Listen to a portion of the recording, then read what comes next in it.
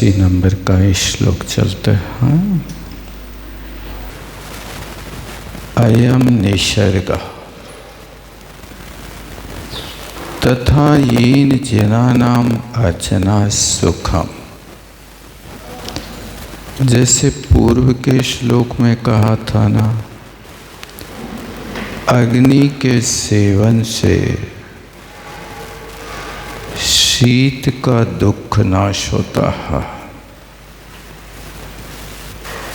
और भोजन करने से, भक्त सेवन से क्षुधा की पीड़ा शांत होती है और ठंडा पानी पीने से प्यास की तृष्णा शांत होती है। इस श्लोक में यथा आया था, तो आगे के श्लोक में इस दृष्टांत से अब दृष्टांत बताना चाहते, तथा उसी प्रकार अयम निसर्ग ये स्वभाव है, जिनानाम अर्चना सुखम, जिनेंद्र भगवान की पूजा से सुख होता है। ये बात लोक प्रसिद्ध है। प्राणिनाम परमं दुखम तिरस्कृते जायते। जो व्यक्ति उनका तिरस्कार करता है, किनका तिरस्कार करता है? जिनानाम, जिनेंद्र भगवान का तिरस्कार करता है, सो परमं दुखम जायते। उन प्राणियों को भयंकर कष्ट होता है। तिरस्कार तो कभी किसी का करना नहीं चाहिए। तिरस्कार त्रियंचों को ही प्रिय कर नहीं है। यदि किसी त्रियंच का आप तिरस्कार कर देते हैं तो फिर वो तुम्हें काटने दौड़ने लगता है, मारने दौड़ने लगता है। किसी सीधी गाय को यदि कोई मार देता है तो फिर उस व्यक्ति को देखते ही वो गाय सिर हिलाने लगती है, मारने लगती है। ऐसी कई घटनाएं होती हैं। तो वो तिरस्कार से प्राणियों को परम दुख उत्पन्न होता है। तुमने जिनेंद्र भगवान की प्रतिमा का तिरस्कार किया है, इसलिए ऐसे भयंकर दुख को पा रहे हो। अंजना को बता रहे हैं ये सब बातें। यन्नाम दृश्यते लोके दुखम तत्पाप संभव। तो कहते इस संसार में जितने दुखी प्राणी देखे जाते हैं, उन सबको जो दुख उत्पन्न हो रहा है वो पाप के उदय से दुख उत्पन्न हो रहा है। क्योंकि पुण्य के उदय से तो व्यक्ति के पास सारी सुविधाएं स्वयं उपलब्ध हो जाते हैं। अब पुण्य भी तुमने कैसा किया है, ईमानदारी से किया है या प्रदर्शन किया है, उसका फल वैसा ही मिलेगा। जिसको लोग कहते हैं तुम्हारा पुण्य पतला है, इनका गाढ़ा है। गाढ़ा पतला क्या? अनुभाग जिनका उत्कृष्ट पुण्य प्रकृति का मिला है, उनका गाढ़ा पुण्य है कि उनको तकिया से हटना नहीं पड़ता और लाखों रुपया उनके यहाँ रोज आ जाते हैं। कमाते नौकर चाकर हैं और घर उनका भरते हैं। जितने बड़े बड़े उद्योगपति हैं, ये थोड़ी कोई पेट्रोल पंप पे खड़े होकर के और एक एक लीटर बांट रहे। बेचने वाला तो कोई और होता है, कमाने वाला तो कोई और होता है। लेकिन पुण्य का उदय है कि तुम कमा के लाओ और हम ताला के भीतर रखेंगे, मालिक हम बनेंगे। ऐसा भी पुण्य होता है। ये सब कर्म की विचित्रताएं हैं भाई साहब। कंपनी भले ही आपको करोड़ रुपया का पैकेज दे रही है, लेकिन वो पहले आपसे 50 करोड़ कमा लेता है, तब 1 करोड़ आपको देता है। यदि आप कमा के नहीं दे रहे उसके हिसाब से, तो वो नौकरी छीन लेता है। कितने लोग आके कहते हैं मेरी नौकरी गड़बड़ हो रही है, कंपनी डिस्टर्ब हो रही है। डिस्टर्ब नहीं हो रही, वो सही ही डिस्टर्ब हो रहा है कि वो उतना कमा के नहीं दे पा रहा है। उस सुखम से चरितात् पूर्वम सुकृताद् इति विद्यताम्। देखो सुख कहाँ से होता है? पूर्व सुकृतात् चरितात्, पूर्व में तुमने कैसा पुण्य किया है। सुकृत माने पुण्य होता है। उस पूर्व सुकृतात् चरितात् सुखम विदितम्। ये बात निश्चित है कि पूर्व में जो तुमने पुण्य किया है वो आज आपके लिए सुख के रूप में दृष्टिगोचर हो रहा है।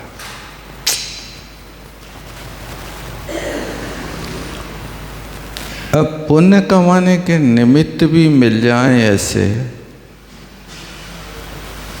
कि जहाँ पर पुण्य कमाने का अवसर होगा। अब चंडाल आदि के घर में यदि कोई उत्पन्न हो जाता है तो 24 घंटे पाप की ही उनके लिए पढ़ाई जाती है। आतंकवादियों के घर में कोई उत्पन्न हो जाए तो उनको हिंसा ही धर्म सिखाया जाता है। मारो ये सब काफिर, इनको मारने में पुण्य होगा। ऐसी शिक्षाएं व्यक्ति के लिए अनंत दुख का कारण होती हैं। सातों पुण्य इमाम वृद्धिम भर्तारम पुरुषाधिपम। देखो और स्पष्ट कर दे कि तुमने जो ये सुख पाया है, वैभव पाया है, ये सब क्या है? भर्तारम पुरुषाधिपम। जो तुमने ये वैभव, राजापति, आश्चर्यजनक कार्य करने वाला पुत्र पाया है, सो ये तुमने पूर्व में पुण्य किया है। कौन सा? श्लाघ्य प्रशंसनीय पुण्य किया। जिस प्रशंसनीय पुण्य से असुधारिणाम पुत्रम, ऐसे पुत्र को प्राप्त किया जो अद्भुत कर्म को करने वाला है। और भर्तारम, जो तुम्हारा पति है वो भी पुण्य पुरुष है। ये सब तुम्हारे पुण्य का प्रताप है। तथा तुम यथा करो, अब तुम ऐसा करो जिससे आत्मना सुखम भूयो लप्से, जिससे आत्मा विपुल सुख को प्राप्त होवे। यदि ऐसा नहीं किया, मद वाक्या, यदि तुमने हमारे इन वचनों को स्वीकार नहीं किया तो हे भव्य, हे भव्य माने हे अंजना, भास्करे सती माँ पप्त अवटे। सूर्य के उदय रहते हुए तुम जानबूझ करके नरक और निगोद के गड्ढे में मत पड़ो। क्यों? क्योंकि यदि तुम पुण्य करोगे तो ये तुम्हारे लिए सुख होगा, अन्यथा कष्ट होगा। अभविष्यत् तवावासो तवावासो। नर के घोर वेदन है। आरिका माता जी कह रहे हैं, कौन से कह रहे हैं? कनकोदरी से। वर्तमान की पर्याय अंजना की है और वो कनकोदरी की पर्याय में महाराज बता रहे हैं अंजना के लाने। लेकिन जब पूर्व कहानी किसकी है दुख पाने का कारण? कनकोदरी की पर्याय से। सो कहते तव आवासो नर के घोर वेदने अभविष्यत। यदि तुमने जिनाए तन का ऐसा अपमान किया तो नरक की घोर वेदना में तुम्हारा आवास होगा। इस बात को अहम नावबोधिष्यम्, माता जी कह रहे हैं इस बात का यदि मैं तुम्हें ज्ञान नहीं कराऊं चेत तो अहम मोहो महान प्रमादो, तो ये मेरा बहुत बड़ा प्रमाद होगा। ये स्थिति होती है अपृष्टो वदाम्य सिद्धांतार्थ विप्लवे आगमे विप्लवे जिनायतन विप्लवे। आचार्यों ने कहा कि ऐसे स्थान पर बिना बोले भी बोलना चाहिए। अनाहुतो न गच्छामि, मेरा संकल्प है कि मैं किसी के यहाँ बिना बुलाया नहीं जाऊंगा। अपृष्टो न वदाम्य, बिना किसी के पूछे कुछ बोलूंगा नहीं। लेकिन जहाँ सिद्धांतार्थ विप्लवे, जहाँ सिद्धांत का अर्थ विप्लव हो वहाँ अपृष्टो वदाम्य, वहाँ तो मैं बिना बोले ही बोलूँगा, नहीं रुकूंगा। आरिका माता जी ने ये बात ध्यान में रखी और कह रही तुम जैसी अज्ञानी कनकोदरी को यदि मैंने नहीं समझाया तो ये मेरा प्रमाद होगा और मुझे पाप का आश्रय होगा। इत्युक्ता सा परित्रस्ता, ऐसा जो माता जी ने कहा सा नरकोद्भवा दुखता परित्रस्ता, सा का कनकोदरी, वो कनकोदरी नरक से उत्पन्न होने वाले भयंकर दुख से परित्रस्ता, भयभीत हो गई। ओ हो, बहुत बड़ा पाप कर दिया। प्रत्यारिति शुद्धात्मा, और जब उसने शुद्ध आत्मा के ऊपर श्रद्धान कर लिया तो उत्तमम सम्यक दर्शनम जाता, उसको श्रेष्ठ सम्यक दर्शन की प्राप्ति हो गई। यानी देखो इतना घोर पाप करने के बाद भी संबोधन को पाकर के उसने सम्यक दर्शन प्राप्त कर लिया। इसी का नाम अधिगमज सम्यक दर्शन है, जो सम्यक दर्शन दूसरों के उपदेश से उत्पन्न हो जाता है। बहुत अच्छा। इसलिए वस्तु स्वरूप की बात लोगों को पिलाते रहना चाहिए। एकाध भी सम्यक दृष्टि बन गया तो अनेक दुखों से बच सकता है।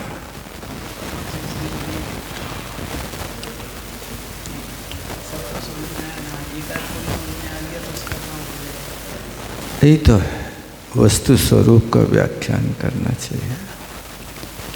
अग्रहित ग्रही धर्म, देखो सम्यक दृष्टि अकेली नहीं बनी, उसने गृहस्थ धर्म को माने व्रती बन गई, श्रावक के व्रत पालन करने लगे। दो प्रतिमाओं से व्रती संज्ञा होती है, ग्रही धर्म। और शक्तिश्च सदृशम तपा, अपनी शक्ति के अनुसार तप करने लगे। अब उसने सोचा जन्म अन्यतियो मेने सांप्रतम धर्म संगमान। हे भगवान, सांप्रतम माने इस समय, धर्म संगमात, धर्म के समागम से मुझे ऐसा लग रहा है जैसे मेरा अन्य ही जन्म हो गया हो। जन्म अन्यतियो मैंने, मैं तो यही मानता हूँ कि मेरा कोई दोबारा जन्म हुआ है, और दोबारा जन्म तो हो ही गया। जो दुज होता है, जो व्रतों को ले लेता है, उसको दुज कहते, दुजन्मा। जन्मात जायते शूद्रा, जन्म से तो व्यक्ति शूद्र होता है, और जब व्रतों को ले लेता है तो दुज हो जाता है। व्रती को दुज कहते हैं, ब्राह्मण को दुज कहते हैं, और दांतों को भी दुज कहते हैं। दांतों को दुज क्यों कहते हैं? जन्म के बाद जो दांत आते वे दूध के दांत होते हैं, हड्डी के नहीं होते। और जब प्रौढ़ होने लगता है तब वे दांत खिसक जाते हैं, और फिर उसके बाद मजबूत दांत आते हैं, चना चबाने वाले। वो 2 बार दांत होते, इसलिए दांतों का भी एक नाम दुज है। ये दोबारा होता। अब तिज भी होने लगे होंगे। अरे डुप्लीकेट भी तो लगने लगे ना। तीसरी बार आ गए।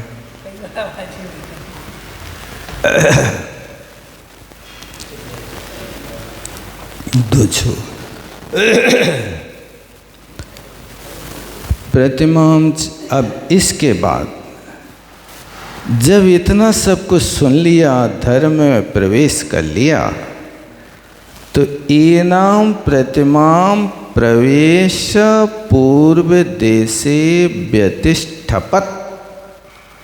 एना माने इसी कनकुदरी ने जो भगवान की प्रतिमा को बाहर फेंका था, सो पूर्व देशे, पूर्व देशे मतलब प्रतिमा जहाँ पर विराजमान थी उसी स्थान पर प्रतिमा को प्रवेश दे दिया, स्थापित दे करके व्यतिष्ठपत स्थापित कर दिया।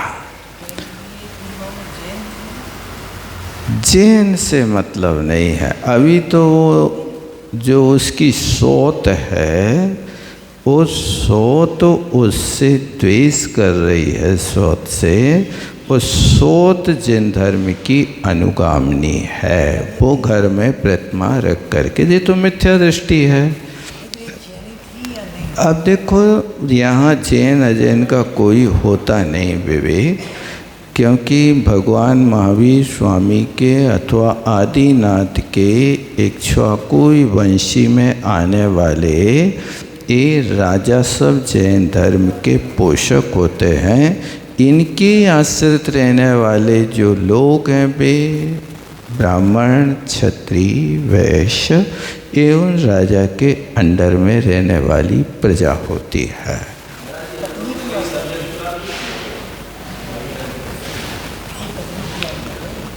देखो सम्यक तो प्राप्त नहीं किया, ये बात तो प्रत्यक्ष ज्ञानी बताएंगे, अपने ज्ञान का विषय नहीं। क्यों? सम्यक तो प्राप्त करने के बाद भी कोई जीव वर्ग पुद्गल परावर्तन के लिए संसार में भटक जाता है, तो हो सकता है कि अपनी दशा उनमें से हो, प्राप्त किया हो और फिर छूट गया हो, ऐसा भी संभव है।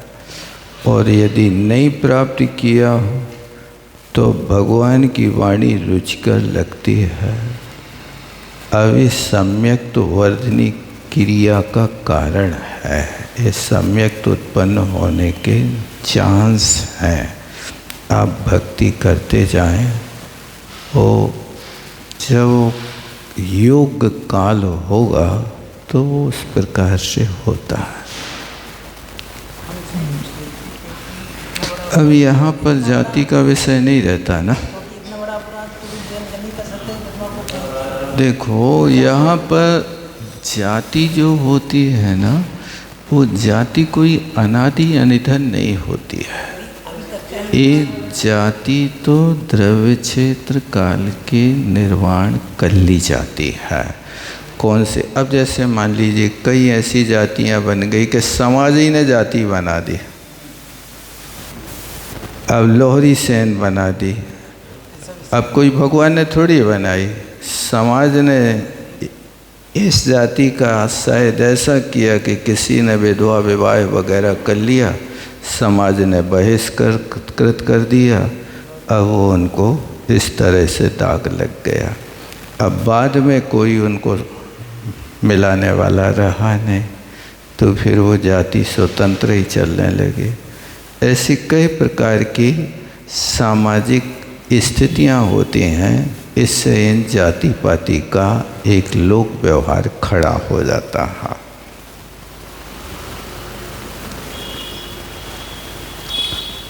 देश देश में एक ही जाति नहीं होती है। महाराष्ट्र में अलग प्रकार की जातियां होती हैं। अष्टगे, नवमे, दशमें, क्या क्या यहाँ चलता है। ये महाराष्ट्र की व्यवस्था, दक्षिण भारत की। गुजरात में जाएंगे तो वहाँ पर 10 हुमड़, 20 हुमड़, 45 हुमड़ आदि आदि इस प्रकार से वहाँ की दासियाँ जातियाँ चलते हैं। और उन जातियों में इतना परहेज है कि दिगंबर धर्म के मानने वाले 10 हुमड़ की लड़की 20 हुमड़ में चली गई तो उनको जात से बंद कर देते हैं। इतना उनके यहाँ अभी भी चलता है। 10 हुमड़ की संख्या 25,000 यदि है तो वे उसी में एक दूसरे से धागे में बनते जाएंगे। यहाँ की लड़की वहाँ का लड़का, यहाँ की लड़की वहाँ का लड़का करते रहेंगे, लेकिन दूसरी जाति में नहीं दे सकते हैं। ऐसा होता कुछ इस तरह।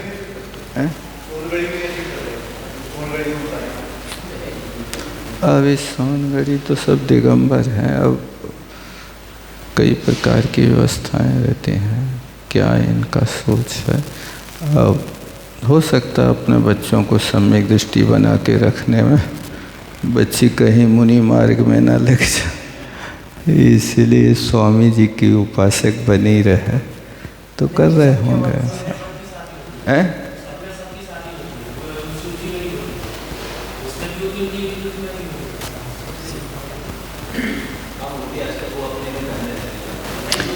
अब वो ऐसा भी रहता ना कि जो अभी एक सुनने में आया था कि एक परिवार अपनी लड़की की शादी कर रहा था, तो घर पसंद आ गया, सब कुछ अच्छा हो गया, शादी पक्की होने वाली थी। लड़की के पिता ने पूछा कि भैया तुम चौका लगाते कि नहीं लगाते? तो उन्होंने कहा ये हमारे यहाँ सिस्टम नहीं है चौका वगैरह का। तो उन्होंने कहा कि हमारी लड़की तो 4 महीना आहार देती, चौका लगते हमारे यहाँ। गांव में साधु रहते तो 4 महीना, नहीं तो 1 महीना भाद्रपद में जहाँ साधु रहते वहाँ जाते हैं। तो फिर हमारी बच्ची को अवसर मिलेगा कि नहीं मिलेगा? तो उन्होंने मना कर दिया, शादी नहीं करी। ऐसा होता है। लड़के वाले ने कह दिया हमारे यहाँ चौका नहीं लगेगा, हम नहीं कर सकता। तो ऐसे भी भाव बनते हैं लोगों के। और सागर में एक मुनि भक्त लड़की उनके यहाँ चली गई, तो उस लड़की ने भाग्योदय में चौका लगाया 2023 में। वो पूरे परिवार को लेके आई।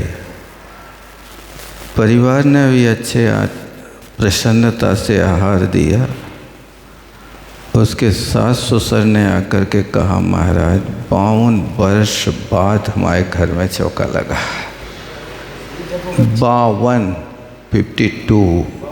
52 साल के बाद अभी ये हमारे घर में छोटी बहू आई है, इसके कारण चौका लगा है, सो हम लोग आहार दे रहे हैं।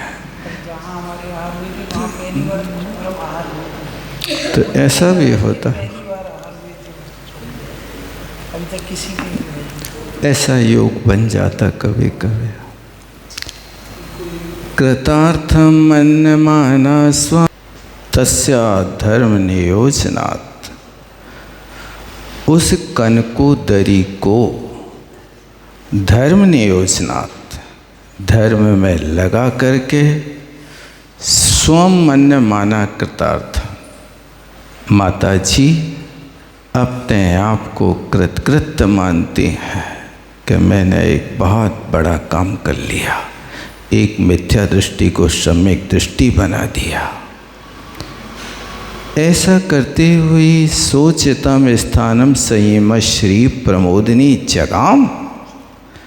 ऐसी संयम श्री माता जी अत्यंत आनंद के साथ सोचित स्थान पर चली गई, जहाँ से आई थी चली गई। कनकोदरी अपि, कनकोदरी भी गृहे रता, अपने घर में गृहस्थ धर्म में रत होकर के श्रेया समुपार्ज, कल्याणकारी मार्ग को प्राप्त करके, समुपार्ज्यम नहीं समुपार्ज, एकत्वा के स्थान पे लेप हुआ है। बिंदी की जरूरत नहीं, बिंदी रखी है क्या? तो कहते हैं वो कालम कृत्वा, इस प्रकार काल व्यतीत करके देवम गत्वा, कनकोदरी स्वर्ग चली गई मरण करके। और महागुणम भोगम भोक्त्वा, बहुत बहुत गुणकारी भोगों को भोग करके स्वर्ग से च्युत्वा, च्युत हो करके महेंद्रपुट भेद ने, महेंद्रपुर नाम के नगर में महेंद्र राजस्य, महेंद्र राजा की ये मनोवेगा समाख्यायाम, मनोवेगा नाम की रानी से अंजना सुता अभवत इति। ये अंजना नाम की बेटी हुई, माने अंजना भी स्वर्ग से आई है। देखो अब इसका सम्यक दर्शन कब खो गया ये विचारणीय है। सम्यक दृष्टि जीव स्त्री पर्याय में उत्पन्न नहीं होगा। सायं पुण्याव से ने जनन तरे, सो कहते अब उस पुण्य के शेष रहने पर आप शुद्धि कुले आढ़े जाते यह इस लोक में शुद्ध कुल में उत्पन्न हुई हो, जननांतरे जन्म के दूसरे भव में, और तुमने उत्तमम वरम च प्राप्ता, और जो वर प्राप्त किया पवनंजय जैसा महापराक्रमी, वो तुम्हारे पुण्य के शेष रहने पर ही मिला है। जिनेन्द्र से त्रिकाल अर्चस्य यद वही प्रतिमा मकारसित, जिनेन्द्र भगवान की त्रिकाल अर्चना करने वाले उस प्रतिमा को तुमने जो बाहर किया था, इस कारण से उस प्रतिमा को अलग करने से तुम्हारे ऊपर एक भयंकर विपत्ति आई है। दुखम आगतम में दुख आया है इस समय, और इस समय ये दुख इसलिए आया, पाप तो उसी समय का था, लेकिन इस समय ये निमित्त मिला कि मिस्र केश्या, जो मिस्र केसी नाम की दासी थी, सुविद्युत प्रभ गुणस्त्रोत्रम क्रियमाणम, जब वो विद्युत प्रभु का कीर्तन कर रही थी कि विद्युत प्रभु बहुत अच्छा लड़का है, अंजना की शादी विद्युत प्रभु के साथ होती तो उसको समुद्र और गोखुर के बराबर विद्युत प्रभु और पवनंजय में गुण है। पुरस्तवा, जब तुम्हारे सामने वो मिस्र केशी उसकी स्तुति कर रही थी और पवनंजय समित्रा स्वामी नाम, और पवनंजय अपने मित्र के साथ वहाँ खड़े थे जो अपनी निंदा को सुन रहे थे। उस निंदा के कारण तुम्हारा ये निमित्त इतने समय का यहाँ हो गया। अब पवनंजय कहाँ पर बैठे सुन रहे, वो बात आगे बताएंगे।